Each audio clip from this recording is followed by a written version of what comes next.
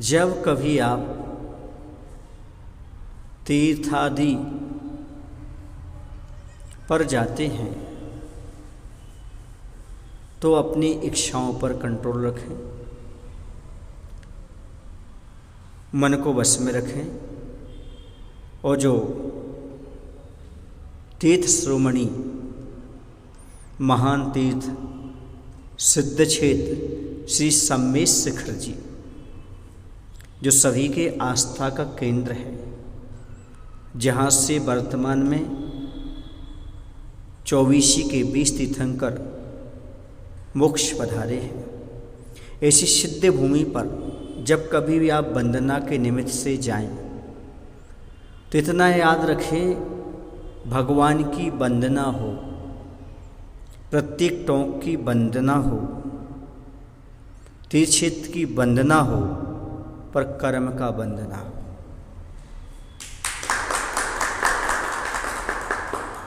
क्योंकि कभी कभी ऐसा होता है, अज्ञानतावश या शरीर के प्रति अति मोह होने के कारण हम वंदना कम कर पाते हैं, कर्म का बंध ज़्यादा कर लेते हैं, जो कि आगे चल कर के स्वास्थ्य के लिए हानिप्रद होता है, परिवार के लिए हानिप्रद होता है और आगे चल कर के भव तक दुख देता है।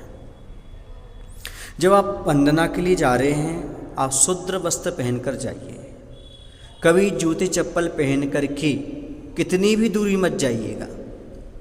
जब आप कक्ष से निकल रहे हैं, चाहे 20 पंथी कोठी में हो, चाहे 13 पंथी कोठी में, किसी भवन में रुके हों आप मधुबन में, तो वहीं पर आपको जूते चप्पल का त्याग कर देना चाहिए, क्योंकि अनंत सिद्ध परमेष्टि हुए हैं, पता नहीं किस स्थान से वो मोक्ष गए हैं।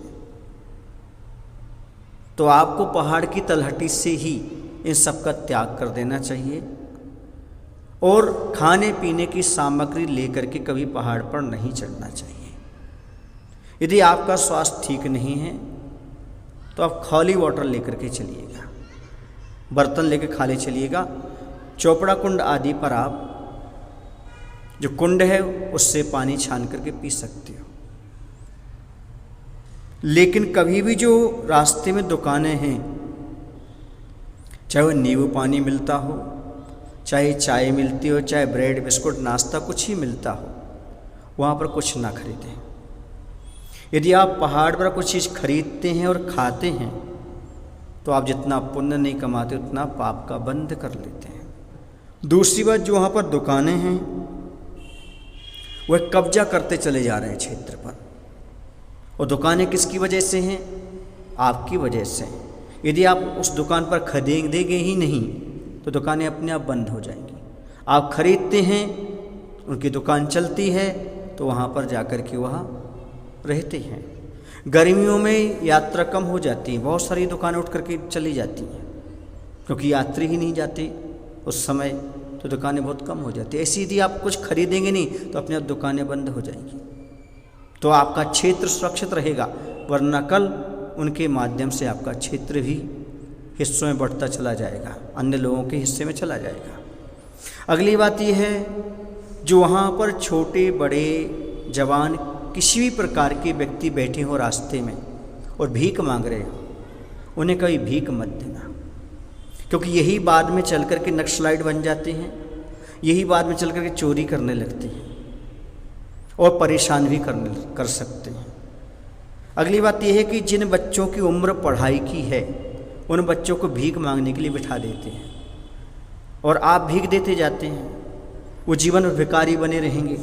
और यदि आप भीख नहीं देंगे, वो घर लौट करके आ जाएंगे, घर आएंगे, कुछ काम करेंगे, रोजगार मिलेगा, आगे चल कर के वह कोई पढ़ाई लिखाई कर ले, अच्छे इंसान बनेंगे। इसलिए आप बहुत बड़ा अपराध कर रहे हैं यदि उनको भीख दे रहे हैं, तो कल से भीख देना बंद कर दीजिए।